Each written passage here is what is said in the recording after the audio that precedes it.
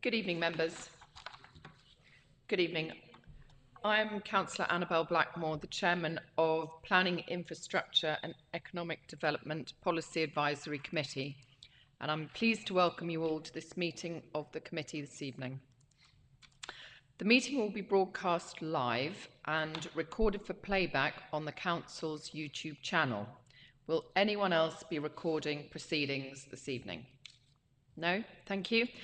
I ask so that people at the meeting will know if this is happening.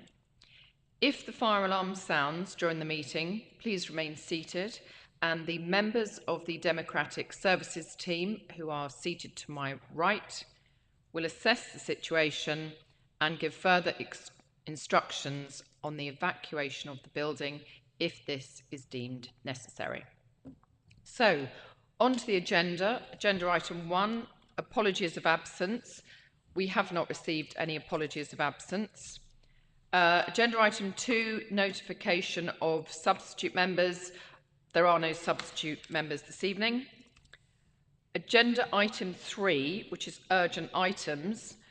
As chairman, I've agreed to take an urgent update to item 10, which is the Maidstone Local Plan review, proposed main modifications and minor changes, as it contains information relevant to the item's consideration.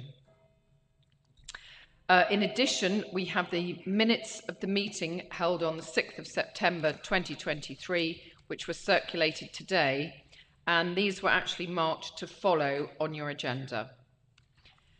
Agenda item 4, notification of visiting members. I see we have Councillor English. Please would you approach the microphone and advise us as to which particular item you wish to speak on. Thank you, Madam Chairman. Councillor Clive English, unsurprisingly, agenda item 10. Perfect, thank you very much.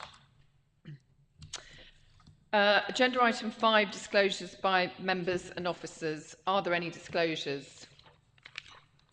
Councillor Jones. I want to declare that I was a former member of the Against Lids in Garden Development Working Party, but I resigned when I became a borough councillor.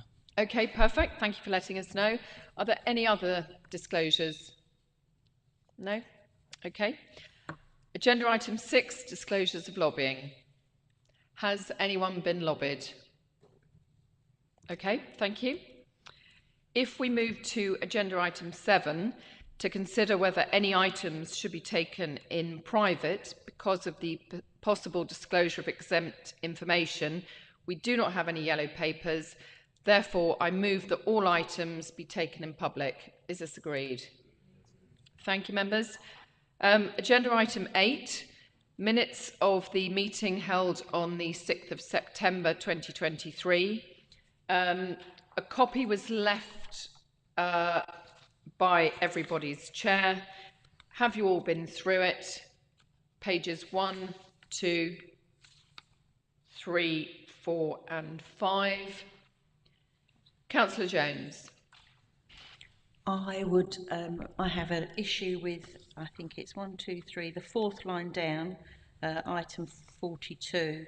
It says the cabinet member had submitted the letter due to the 25th July deadline, but we had quite a discussion at the meeting because the letter was actually dated the 9th of August. I mean, this sort of implies that he did it quickly to meet the deadline, but it was actually, the letter was actually dated the 9th of August, so I think that perhaps that should be included there, albeit it was dated the 9th of August, perhaps wording something like that. Well, technically this is actually a record of the meetings. So the consultation did finish on the 25th of July and the letter was submitted. I'm not quite sure what additional, why it makes a difference if we actually state the date of the letter. It's just that it reads as though it was submitted because that was the deadline date, but it was submitted after the deadline date anyway. And it was just that we'd had a discussion, but if people don't agree, then that's fine.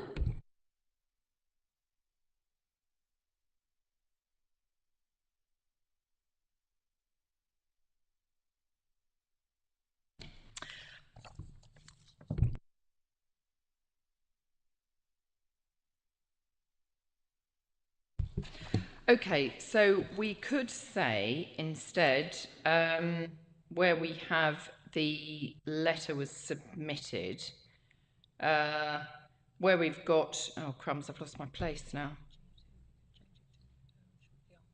Okay, so where we've got due to the 25th of July 2023 deadline, we can say that it was submitted shortly after. Be the 9th of August.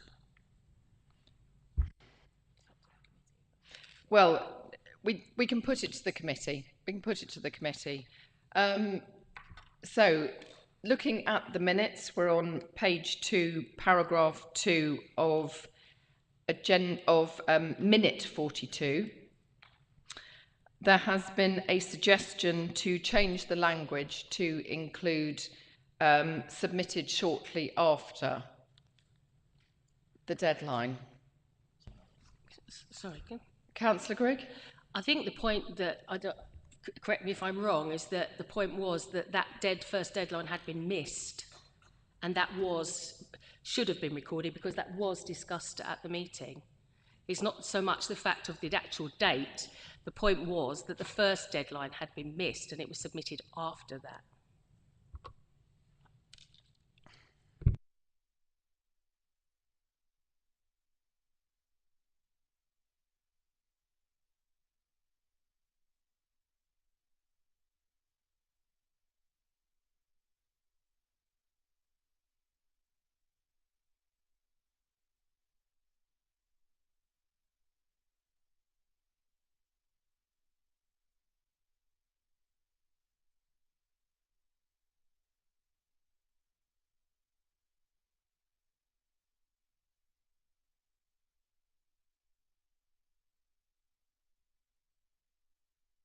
Okay, so if we made the amendment, looking at it, if we had, we've got Cabinet Member for Planning, Infrastructure, Economic Development introduced a report stating the response attached at Appendix 1 had been submitted provisionally to Kent County Council's Kent Minerals, blah, blah, blah, dated August the 9th. But then I think we need to make another amendment to say following the 25th July 2023 deadline. Perfect, thank you. Okay, let me just...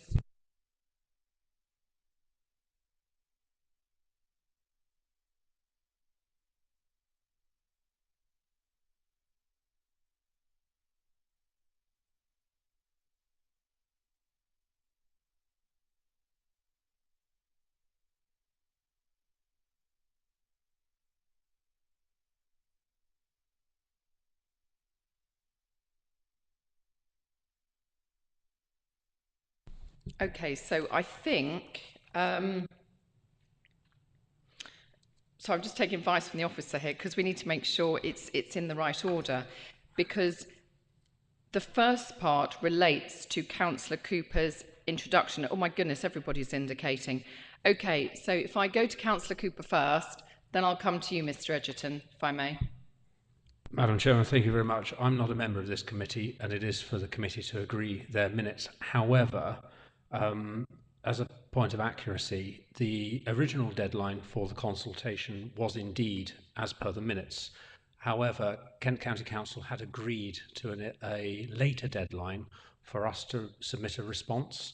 The letter which was submitted in line with that later response date. So I think that would, in my view, that's what was portrayed and what was discussed at that meeting. So although the deadline that Councillor Jones has indicated was correct, it wasn't the deadline to which we were working or which was discussed at committee. I think there's another issue, which was when you actually made your introduction, was the date of the letter mentioned? Because this particular paragraph relates to you introducing the item as opposed to the discussion that then followed. So it may be that it actually needs to go in a different part, not in that opening paragraph, because that paragraph relates to the Cabinet member's introduction. Let's hold that thought for a moment. Mr. Edgerton. Thank you, Madam Chairman. It was just purely a point of fact associated with the points which have been made by Councillor Cooper. There was an extension agreed to the original deadline. It was purely a point of fact from an officer point of view, though. Thank you.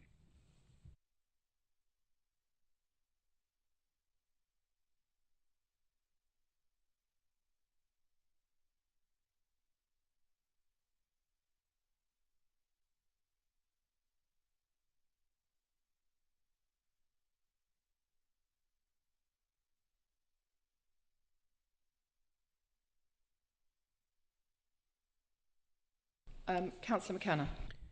Can we not defer the minutes to the next meeting so we can make sure they're accurate?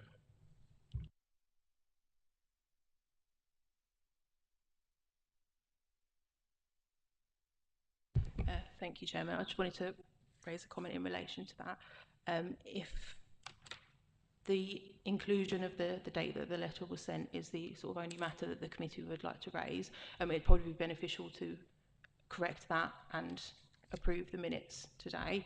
If there are other issues within the minutes that the committee would like to address, then yes, I would say deferring would be a good option. But if this is the only one, it would be helpful to get this approved this evening.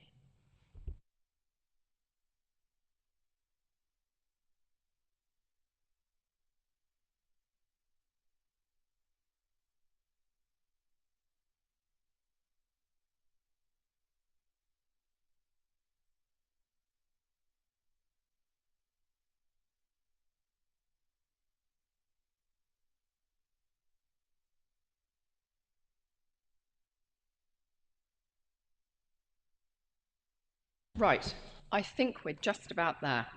So, looking at on page, Councillor Cmance, Councillor Conyard, thank you. So, if we're looking at page 3 of the minutes, the first paragraph after the 2 bullet points, so that's about halfway down the page. If we then add to that particular paragraph, so it follows whether an alternative letter should be produced and sent to KCC. We're suggesting the following language. It was noted that the response had been submitted on 9th of August 2023 as opposed to the original 25th July 2023 deadline following an agreed extension with KCC. So that takes into account the date of the original letter, the date of the original deadline, and the fact that we did have the agreed extension.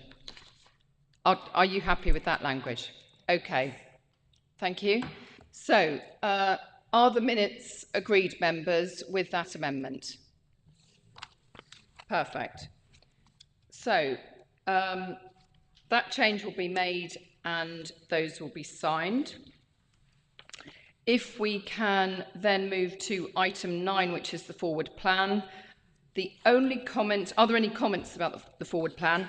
I think the main thing to note is that the town centre strategy consultation report is not for September 2023, but October 2023. So there is actually a mistake in the forward plan. So I move that the forward plan is noted with that amendment, that it's October 23, not September. Is that agreed, members? Perfect. If we could move to item 10, this is the Maidstone Local Plan Review with the proposed main modifications and also incidental minor changes.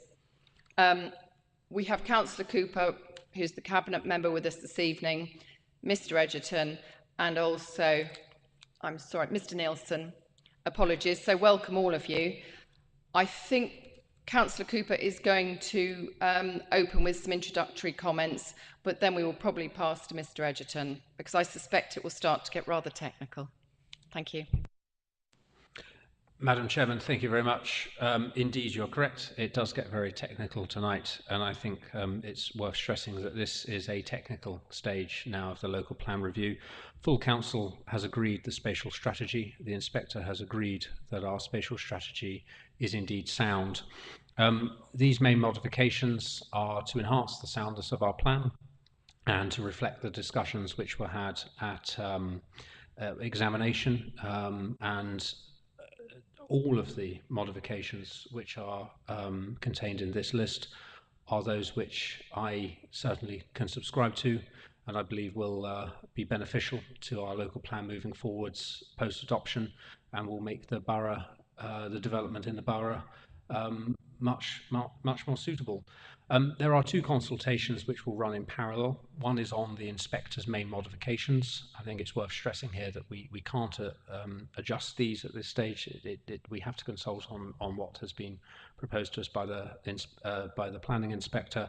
The second consultation, which runs in parallel, is on the sustainability appraisal and the habitat regulations assessment, which is obviously the quite lengthy document pack which everyone received on their doorsteps at the end of last week. So seeking tonight a recommendation to Cabinet, which will meet on Wednesday evening, whether to move forwards.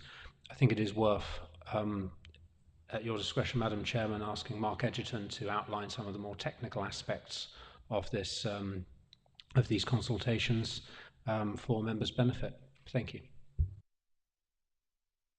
So, Mr. Edgerton, over to you. Thank you very much. Thank you, members. So last year the Council voted to submit Maidstone's local plan to the Secretary of State in order that it could be independently examined. The Secretary of State appointed David Spencer as the Planning Inspector to undertake that examination. So we've had 2 stages of examination hearings, and the Inspector has now moved the examination on to focus on main modifications, so we are still within the examination overall. Main modifications are changes to the local plan review that the Inspector considers are necessary for plan soundness in accordance with the National Planning Policy Framework. Now, following its findings from the Stage 1 and Stage 2 hearings, so this is a normal part of the examination process. The Inspector has now provided the local planning authority with his main modifications in order that residents, business, key stakeholders and others with an interest in the borough may be consulted and make representations on them. The main modifications are provided as Appendix 1 and Appendix 2 to this report, and members will note that whilst they cover a wide spectrum of matters, they don't change the overall thrust of the local plan review. Indeed, it should be noted that the Inspector is not consulting on the wider issues associated with the local plan review, purely his main modifications as part of the examination. The report in front of members sets out the primary themes associated with the main modifications, including specific housing requirements, refinements regarding key site allocations, clarifications around the settlement hierarchy, and changes associated with the protection of the natural environment. Now, I won't go into too much detail in this introduction, given that we've got a summary of the main modifications contained within the report itself, and the detail is provided within Appendix 1 and Appendix 2. But on key matters such as strategic development locations, the Inspector's main modifications focus on matters of adjusting and clarifying phasing and delivery of housing and infrastructure, for example. The main modifications also confirm the submitted list of site allocations, including land north of Heath Road, Cox Heath, which was subject to debate during the hearings. There is clarification on the contribution to be made by smaller villages and how small amounts of controlled development in these locations may help their sustainability. In addition, the requirement for 20% biodiversity net gain has also been adjusted to allow for off-site as well as on-site provision. These are a few examples provided to illustrate how the Inspector has pitched his main modifications, the level which he's pitching them at. Subject to the recommendations of this committee and the subsequent decision by Cabinet, it is intended for the consultation on the main modifications to commence on Friday the 29th of September and finish on Monday the 13th of November, thus a 6-week consultation. Representations received will be passed on to the Inspector for his consideration. The The inspector's main modifications will also have triggered other changes and updates associated with the local plan review. For example, the Council uses specialist consultants to produce sustainability appraisal and habitat regulations assessment of the local plan review, and these have been updated by way of addendums to reflect the inspector's main modifications. The addendums are provided as Appendix 4 and Appendix 5 to this report, respectively. It's intended to consult on these addendums at the same time as the main modifications, with comments being passed to our consultants for their consideration. Another example of changes that have been triggered by the main modifications is to the local plan review policies map. This is the document setting out the location of key designations and sites in map form. The changes to this document relate to the main modifications and are to be published for information with the consultation, and they are set out in Appendix 3. There are also more minor changes to the local plan review document itself, which are again to be provided for information at the same time as the main modifications consultation. These changes can relate back to the main modifications or simply be grammatical or typographical changes. Finally, the main modifications have also triggered some updates to specific evidence documents, including the Infrastructure Delivery Plan and the Integrated Transport Strategy documents. The updates to the evidence documents are summarised in the report, and it is intended for these to be published for information with the consultation. Section 6 of the committee report summarises the consultation processes for the main modifications, as well as the sustainability appraisal addendum and habitat regulations assessment addendum. The process will comply with the adopted statement of community involvement. I would just remind members, of course, that there is an urgent update associated with this report, which was issued last week and provides 4 final changes. One for the main modifications associated with clarifying the text on Gypsy and Traveller requirements. 2 minor changes to the sustainability appraisal and habitat regulations assessment addendums, providing final clarity on latest assessments. And fourthly, 1 minor change to clarify interpretations of specialist residential care. Finally, a reminder to members, the report has 2 proposed recommendations for the Cabinet. Firstly, that the schedule of proposed main modifications in Appendix 1 and 2 be approved for public consultation, but secondly, that the sustainability appraisal and habitat regulations assessment addendums of the main modifications in Appendix 4 and 5 be also approved for public consultation. Thank you. Thank you, Mr. Edgerton. Now, Councillor English, you indicated that you would like to speak on this particular subject.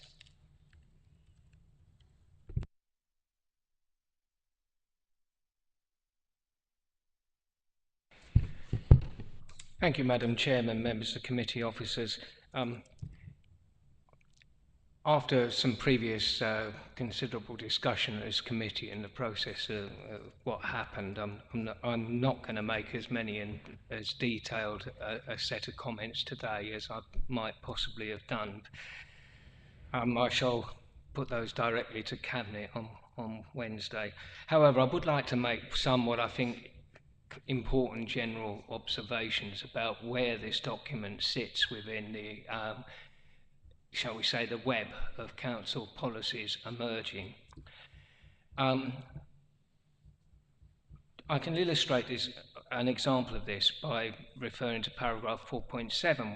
Within a quite good discussion of low carbon policies and how to achieve them, we find the weasel words "where possible."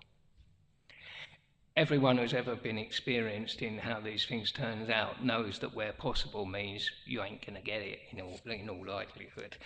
So, you know, this is a document that doesn't use where possible as often as some other documents I've seen, but to be honest, if we are going to put such caveats in, it makes those policies worthless or almost worthless.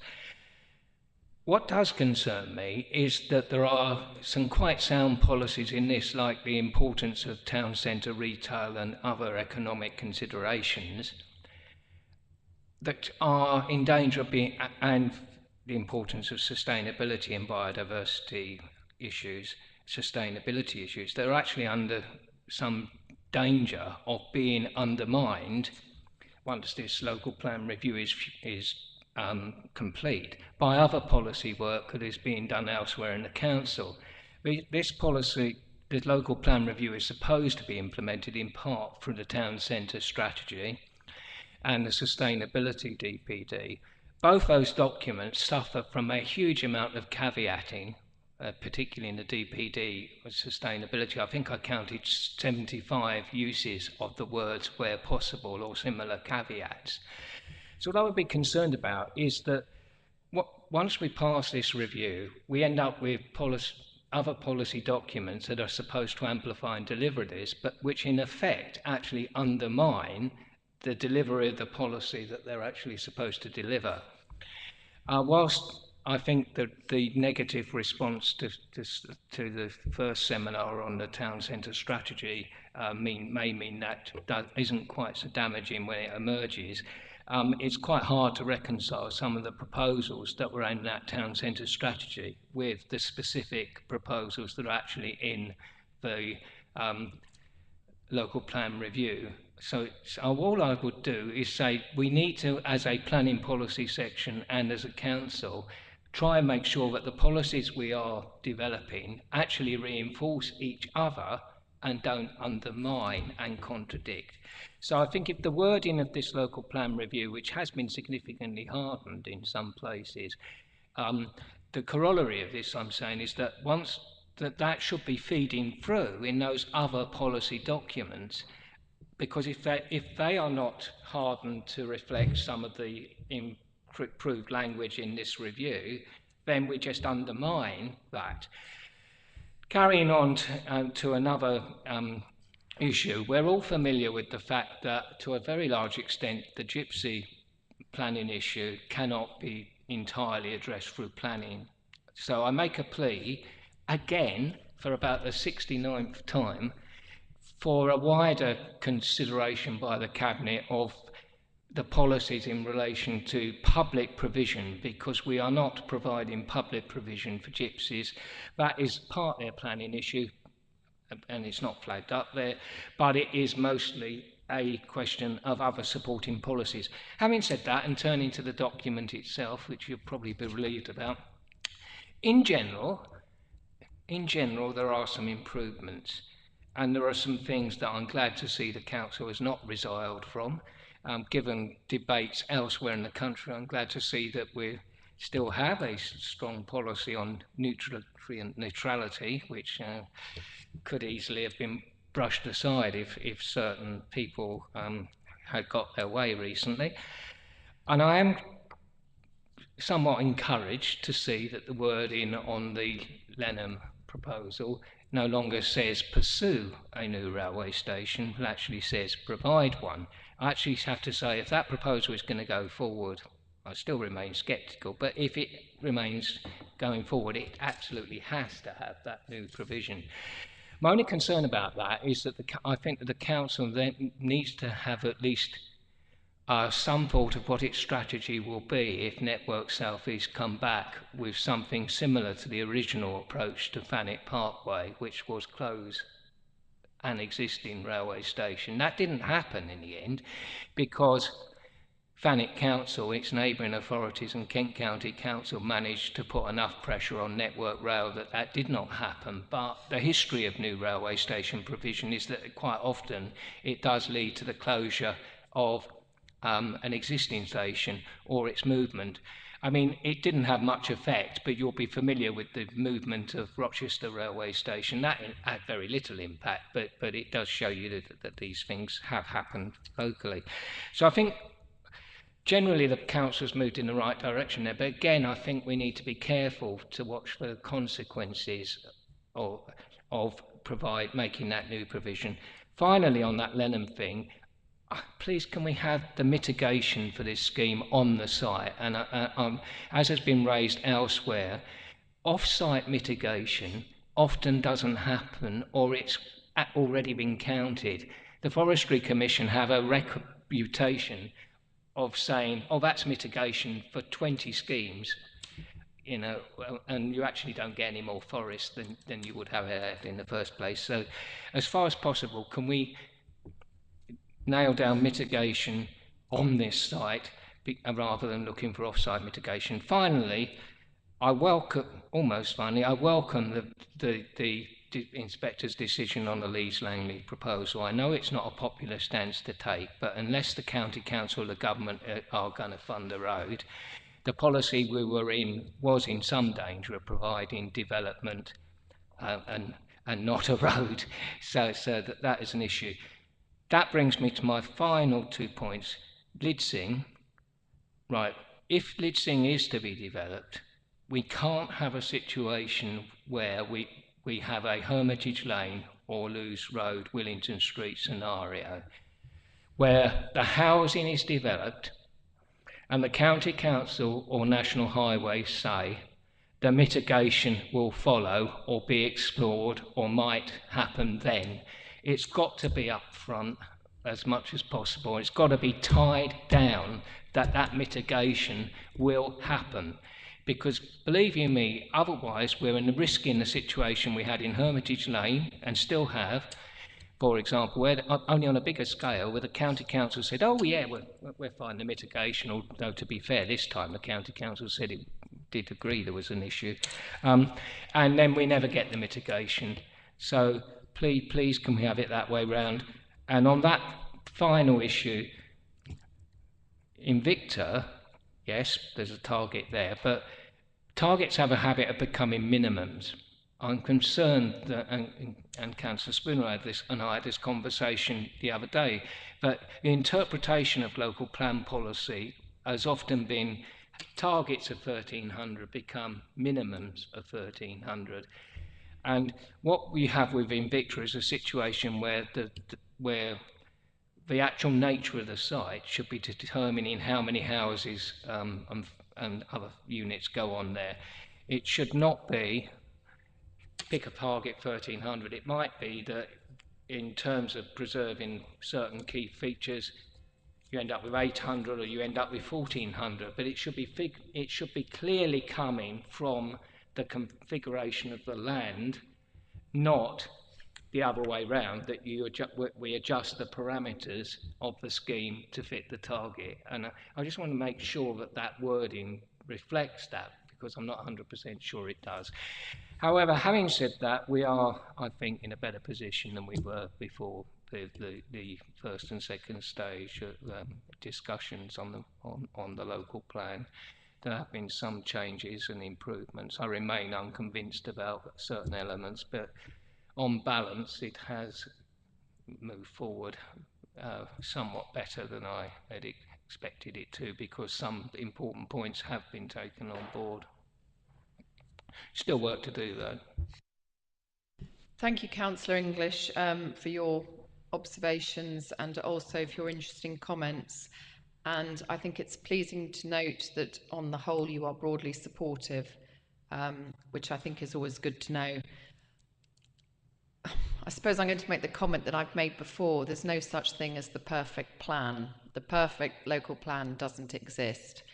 And I think it's fair to say the comments that have been made so far re the modifications which have come from the inspector. This is from the inspector to help us get to a point so we do have an adopted local plan, so we're not subject to development by appeal, which nobody wants, and it means we have control over where the sites are. But Mr. Edgerton, sorry, Councillor Cooper, you did indicate, so I apologise for butting in. Madam Chairman, thank you very much. I always have a sense of foreboding when Councillor English comes to speak to an agenda item when I am presenting. However, I genuinely thank him for his positive and well-measured comments this evening. I just want to pick up on one specific strand of what he said about ensuring that our policies don't disadvantage, ensuring that future policies don't disadvantage what is in the emerging local plan review. So there are two pieces of policy work going on at the moment. One, which he very specifically alluded to, the town centre strategy.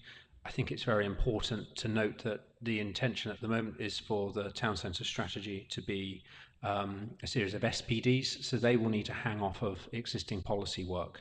So there will need to be a degree of revision to some of the emergent policies there to ensure that they match what is contained elsewhere in council policy.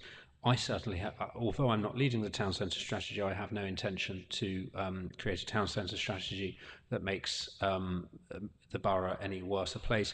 The second piece of policy work is the design and sustainability DPD. I think there is an awful lot of learning which we can get from the local plan examination so far to ensure that the policies contained in there actually strengthen and not weaken those in the local plan review. We know what will go through examination now, and we know the areas that we can strengthen. So I want to give Councillor English assurances that my intention will be to use these, certainly the design and sustainability and also the town centre strategy to strengthen policies. But overall, I thank him, and I have no more to say, Madam Chairman. Mr. Edgerton and Mr. Nielsen, would either of you like to make any other additional comments? Thank you very much, Madam Chairman. I'm going to keep this fairly brief. As you know, officers are not political, so purely as a matter of fact, I will say that, as with some other members in this room, Councillor English did attend the hearings and contributed. I'm grateful to Councillor English for his interest and attendance in that regard, and for the subsequent comments that he has made. I'm going to just very briefly touch on a couple of issues. Councillor Cooper has mentioned the design and sustainability DPD and the town centre strategy. We are also producing Egyptian Traveller DPD as well. Councillor English mentioned public provision. Obviously, the details around the parameters and remit of the G&T DPD will also be coming out, and obviously we've started work on that already. And you know, the report itself mentions the potential for an intention to publish the Egyptian Traveller Accommodation Needs Assessment. I would also point members in the direction of the policy requirement contained in the local plan review. Now, this is something that has always been in the local plan review, admittedly, but this is associated with the requirement to produce supplementary planning documents for key development locations, those being Heathlands, Lidsing, and Invicta Park Barracks. And the hope is that some of the information that Councillor English has referred to can start to be addressed through those supplementary planning documents and the detailed master plans that would be forthcoming through those SPDs as well. For Invicta Barracks, for example, there is an indicative framework master plan which will help ensure that developments, new residential development, for example, is kept within certain parameters and doesn't sort of spread, if you like, into other parts of the site. But I'll leave it at that for now, Madam Chairman. Thank you. Okay, gentlemen, thank you very much. Are there any other comments that... Councillor Mrs Grigg. Thank you very much. Just a couple of things that, taking on from what Councillor English said, I certainly agree with a lot of what he said, particularly with Lidsing. My thing has also always been that we want to make these plans as far as possible 3D. I think we cannot just have a development of houses, we have to have the infrastructure around it and make it as 3D as possible in order to avoid the traffic congestion, particularly that we've encountered. I also think that we're much further on than I was expecting us to be, and I'm pleased about that. I wish Beacon's Park wasn't in it, but I'm happy with the inspector's comments and the modifications and the strengthening policies that have been put in place, so I'm happy at this stage. I'm very aware this is going to consultation. We are going to have comments back that we can take on board later on. So as far as I'm concerned, this document as it currently stands, I think is acceptable, and I'm very happy for it to now go forward to consultation. Okay, thank you. Councillor Jones. Thank you. Yes, I also want to thank Councillor English for particularly mentioning Lidsing. The infrastructure around that development is simply not there. It's a huge concern to residents that the development's going to come forward with no infrastructure changes whatsoever. We're looking at 590 houses in the first 5 years with absolutely no changes at all. The new link to the M2, they're now saying if it's necessary, so it's looking that perhaps that won't come forward. we're also very concerned about the monitor and mitigate. So to residents, it seems that you will see how absolutely dire it is, and then you may do something. And we just cannot allow it to get in that situation. And I would also welcome more negotiations and discussions with Medway Council. I frequently have cross-border meetings with my counterparts in Medway, including the leader of Medway Council yesterday morning. We met on a Sunday morning. It was his only time that he was available, and I know that we welcome the consultation period that's about to be announced, and I know that they will be responding to that as many other parties will. Thank you. Okay, Councillor Spooner. Thank you, Madam Chairman. Yes, I'm very pleased with where we have got with the local plan. Following on what you were saying, the perfect local plan has never been written and never will be. There will always be individuals, communities, organisations who think they've been hard done by. Others will think that they've done very nicely out of it. But that is the name of the game. That is the onerous responsibility of the Borough Council to produce a local plan. And we have to do it for the benefit of the 170,000 residents of the parish, of the borough. Very onerous responsibility. This plan, and I'm sure the officers will correct me if I'm wrong, but it's been through a sustainability appraisal, a habitats assessment, traffic modelling, economic assessment, 3 rounds of public consultation, and even has a caveated endorsement from Councillor English. You know, I mean, what more doesn't it have? But all joking aside, it has been a long haul, and I take my hat off to the officers who've taken this through to this stage. I think they've done very, very well. We look at the adjoining local authorities where Tunbridge Wells have had to abandon their local plan. Medway Council have given up on their local plan. They have problems in Tunbridge and Morning, but we hopefully are going to carry on with our local plan, which gives us control. That is the important thing. If the local plan was to hit the sawdust, we lose all control. There will be planning by appeal. And I'm hopeful that we can take on board the comments that Councillor Jones has just said. We cannot have another situation like has happened in Hermitage Lane and with Willington Street and Sutton Road. We have to keep tabs on what KTC highways are up to and bring them online and discuss extensively with Medway Council and with Tunbridge and Morning on what we are doing. But I'm happy to move as per the order papers that we approve this to the Cabinet for public consultation.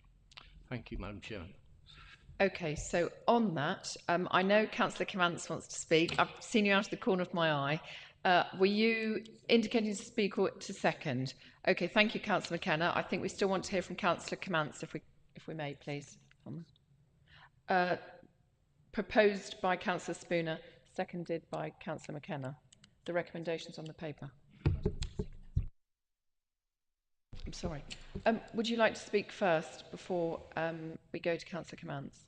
I think just to welcome all the comments. I won't try and reiterate them because I'm never as eloquent as Councillor English. I think the roads are very, very key to this, but I think all the comments seem to be going in the right direction of a generalised support for the fact we need a local plan, and we'll see what happens with everyone else where they don't have it. I think it'll be a disaster for them, and the hard work and let's say the endurance of some probably really tough times will hopefully pay dividends in the future because we have a well-written local plan, or as good as can be. There have certainly been some tricky moments. Councillor Cavance. Thank you, Chair. I'm not going to repeat what everyone else has said. I just wanted to make an observation, and I also needed to ask a question. One observation is, when we get paperwork as big as this, when it comes through the door and gives my dog concussion and it sets off a minor earthquake in Barming, can we have it a little bit earlier? Because I've got mine Friday and I'm a very slow reader. So, you know, Friday to Monday is not enough time for that. but one question first, and then I'll shut up. Page 320. It was a question for Mark, I suppose. Obviously, I champion affordable housing, and the bottom of their item 2 on page 320, it says financial contribution towards off-site affordable housing. Is there any way we can lose that? Because the on-site affordable housing, you get a better deal than them chucking a little bit of money at you, which is not normally enough money, to build some houses off-site, which, if they're building them on-site, they're going to make them to the same spec as the as the other properties that are there to be sold. So, I would like, if possible, I mean, if we can't, that's fine, but if possible, if we can strike that from there, so that it has to be on site unless there's a really, really good reason, because if you're talking about 11 properties, that's only what, 4 properties that are going to be affordable. So it was just a question whether that could happen. So, thank you. Would you like to come back on that point, Mr. Adgerton, please? Thank you, Madam Chairman. Thank you, Councillor Kimmants, as well. The first point I have to say, and I'm aware, all members have tried to make positive contributions today. I'm very sorry to Councillor Kimmants, these are the inspector's main modifications. It means that I'm not in a position, officers aren't in a position to provide changes, nor are members today, to those main modifications, because they are the inspectors, and these are the ones which he believes are necessary for plan soundness. Having said that, though, and I'll immediately caveat it, what members are here to do today is to consider whether or not these should go out on public consultation, whether or not people should put their comments over. And I think this is absolutely vital. If members are in agreement and they want to recommend to the Cabinet that this goes out on public consultation, if Cabinet agree, there's an opportunity, there's the perfect opportunity for exactly those sort of comments to be made. The only slight caveat I would say is, just being very technical, the aim of this policy is to have a hierarchy. It usually goes on-site, off-site, payment in lieu. It's a technical term. Councillor Kimmants is all over this. We've had various discussions over the years around affordable housing, cooperatives and all sorts.